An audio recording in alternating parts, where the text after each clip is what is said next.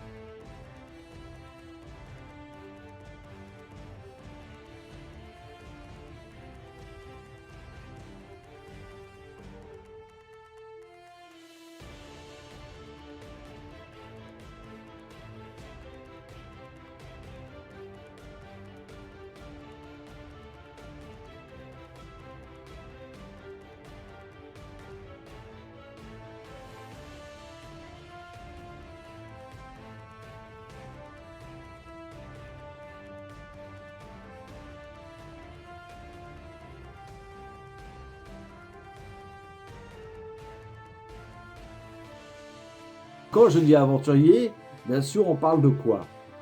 On parle de personnes ordinaires faisant des choses extraordinaires, on va dire. La première super-héroïne, par exemple Loisel, c'est l'histoire d'une femme qui a des ailes mécaniques, qui a des lunettes pour voir dans le noir, entre autres, et qui boit des potions plus ou moins scientifiques ou magiques, et qui vole. Voilà, si elle a des ailes, c'est qu'elle vole. Et elle collabore en plus avec un télépathe. Donc, pour l'époque, 1910, 1920, imaginez, c'était pas courant. Maintenant, tout le monde, il y a Iron Man, il y a Superman, il y a Batman, surtout Batman d'ailleurs, il a des ailes mécaniques, il a des potions, il a des poches, il a des lunettes pour voir dans le noir, il a des amis super-héros, tout ça. Donc, quelque part, elle, c'est l'origine de tout ça pour moi, si j'ai bien lu le livre, et qui a permis d'évoluer dans le temps. Bon, après, elle a disparu, la preuve que personne ne connaît ce personnage, que vous retrouverez prochainement dans une histoire écrite par Alexandre, qui s'appelle Héritage. Alors, dans Yamra joue pas, on verra. Mais bon, ça commence là-dedans. Donc, bien sûr, par la suite, il y a eu d'autres aventuriers, avant d'appeler des super-héros. Il y a eu des aventuriers que tout le monde connaît, comme le comte de Monte Cristo. C'est un homme ordinaire qui a été jeté en prison, qui s'échappe de la prison. Alcatraz, on pourrait y croire, mais non. Qui atterrit sur une île mystérieuse où à l'intérieur il y a des trésors. Il revient pour se venger des personnes qui l'ont trahi. Et pour ça, il use de subterfuge. Il se déguise. Il prend des masques. Il se déguise en vieil homme. Il se déguise peut-être en femme, je sais plus. Voilà. Et il se déguise en homme riche, en comte célèbre, le comte de Monte Cristo. Il change de nom. C'est un homme mystérieux et un aventurier qui se venge. C'est un héros anti-héros parce que quand même, il n'est pas le héros gentil. Il est quand même le héros qui tue, hein, il faut pas l'oublier. Ensuite, il y avait eu qui? Toujours dans les aventuriers que les gens connaissent, Fantomas. Fantomas, pas le Fantomas de Louis de Funès, hein, l'homme avec le masque bleu. Oh, oh, oh. Fantomas, je t'aurai un jour. Oh, oh, oh. Non, c'est pas ça, c'est le Fantomas de l'époque, un homme charmant, Fantomas, qui changeait de masque, un peu comme le comte de Monte Cristo. Alors c'était, pareil, un anti-héros, parce que c'était un aventurier soit, mais c'était un voleur avant tout. Voilà, un peu comme Arsène Lupin, pareil, Arsène Lupin, c'est un homme, un aventurier, mais c'est un voleur. Donc quelque part, c'est pas vraiment un héros, mais c'est les précurseurs de tout ça. Ce sont des gens qui se déguisent, qui ont des techniques que les autres n'ont pas, ils ont des gadgets. À la Batman, ils ont des pistolets qui tirent des crochets, ils ont des masques qui sont méconnaissables, ils se déguisent, ils se masquent comme les super-héros. Dedans, on parle aussi de d'autres personnages, bien sûr. Toutes ces histoires-là s'appuient aussi sur les fables des anciens dieux, Hercule, Hermès, tout Platon et compagnie. Qu'est-ce que c'est que les super-héros? C'est la représentation aussi des anciens dieux remis au goût du jour, en plus ou moins. Mais bon, là je m'égare. Donc à l'époque, dans les années l'ancien siècle maintenant, il y avait aussi des personnes qui étaient très connues, qui ne sont plus du tout connues maintenant, sauf par les anciens. C'est Judex. Moi, je ne connaissais pas. Avant de lire ce livre, je ne connaissais pas Judex et les aventures de Judex, qui a été énormément publié à l'époque. Pareil, c'est une sorte de Fantomas, de Rocambole, de Arsène Lupin, avec des aventures, un homme masqué, un homme mystérieux. Il est peut-être même l'ancêtre de Shadow, un super-héros américain des années qui se masquait comme ça. Voilà, c'est peut-être qui copie qui. On saura jamais. Hein. Dans ce livre, il y a plein d'autres personnages qui rentrent en ligne de compte. Des personnes que nous on connaît plus parce que on est une nouvelle génération. Enfin, moi je suis une vieille génération, mais la nouvelle génération encore plus, comme mon fils, eux les connaissent pas du tout. Donc c'est un livre quand même assez intéressant parce que si on s'intéresse à la BD, à l'histoire, ce qui a été créé quelque part, il est bon d'avoir des assises et de connaître l'historique des super-héros, qui fait quoi, quelles ont été les conséquences en France.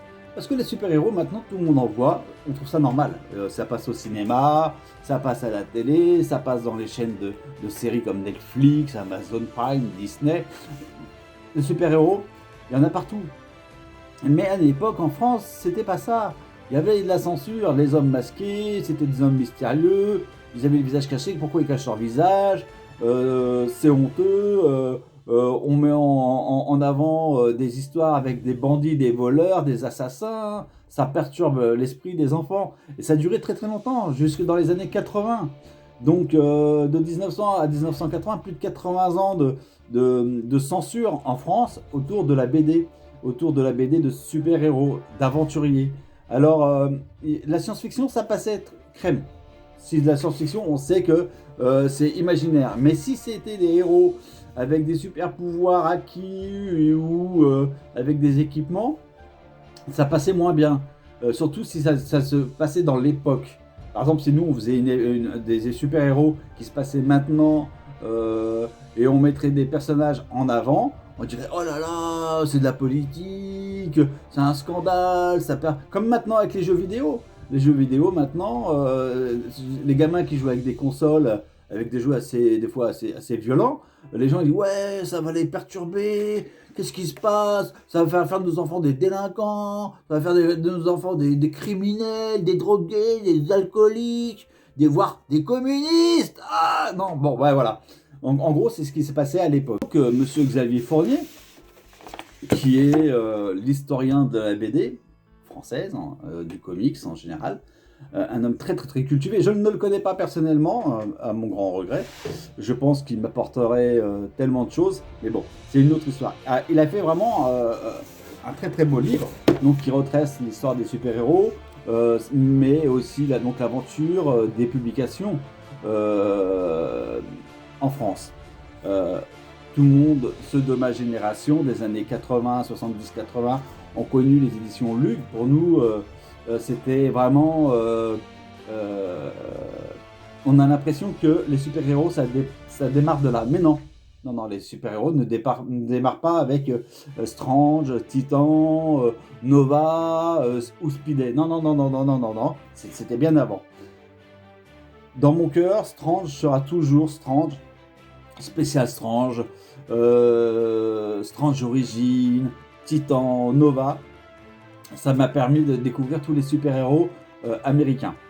Mais dedans, il y avait aussi des super-héros made in France, que je croyais être américain, bien sûr. Quand tu as 7-8 ans et que tu dis que c'est John Milton et Cyril Toucher qui écrit, tu te dis c'est des Américains, quoi. Je participe à une aventure, moi aussi, je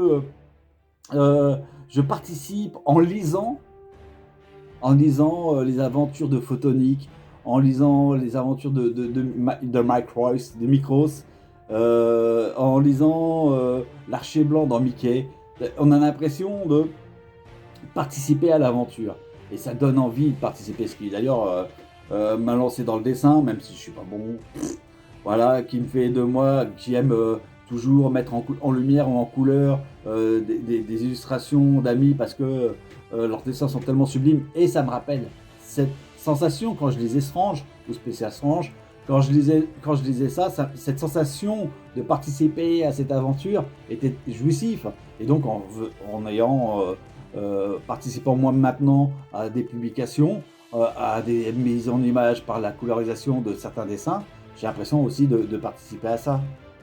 Donc, merci à Strange et à Lug. Mais bon, là, je parle de Xavier Fournier. Mais en parlant de Xavier Fournier et de sa publication, Super-héros, une histoire française, on parle aussi donc des aventures de maintenant.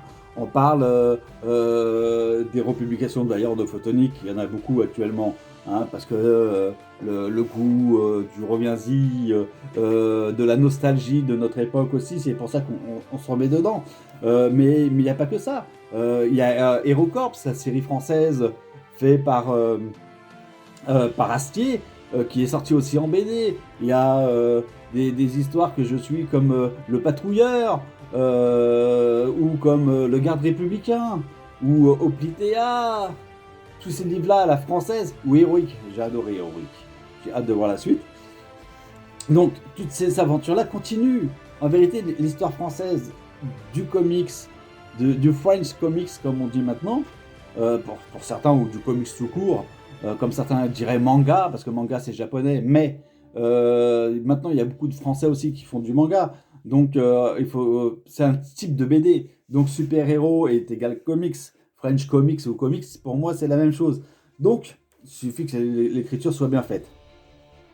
Donc, voilà. Donc, on reparle de tout ça dedans. Donc, on a de la chance d'avoir des grands auteurs de BD. On a la chance d'avoir des grands dessinateurs, illustrateurs.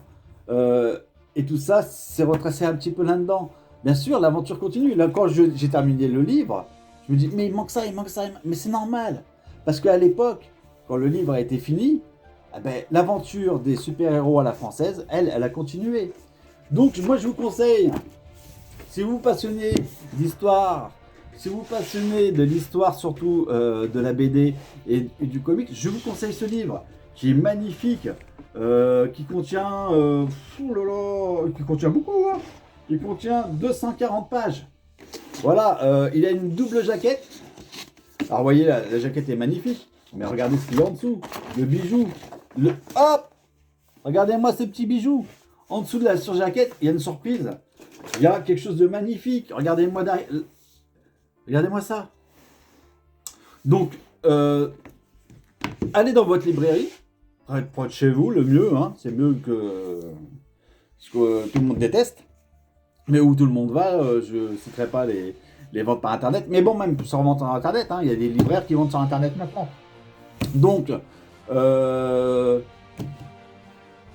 si vous aimez l'histoire, si vous aimez vous instruire sur l'histoire des super-héros à la française, je vous conseille ce livre. Il n'est pas très cher du tout. Et franchement, voilà, à lire tranquillement, une page, 2 pages, 3 pages, 10 pages, 220 pages d'un coup. Et vous prendrez vraiment du plaisir à la connaissance. Voilà. Donc, je vous dis à bientôt, en espérant vous revoir. Si je ne sais pas, petit pouce bleu, petit pouce bleu. Partagez la vidéo, ça me fait plaisir, ça vous fera plaisir. Et ça nous permet aussi de communiquer. Je vous fais un gros bisou. À bientôt les copains, les copines. Et les copains des copains, les copains des copines. Comme je dis au début, je le dis à la fin. Et rendez-vous sur Yamrage ou sur YouTube. Allez, bisous les chéris.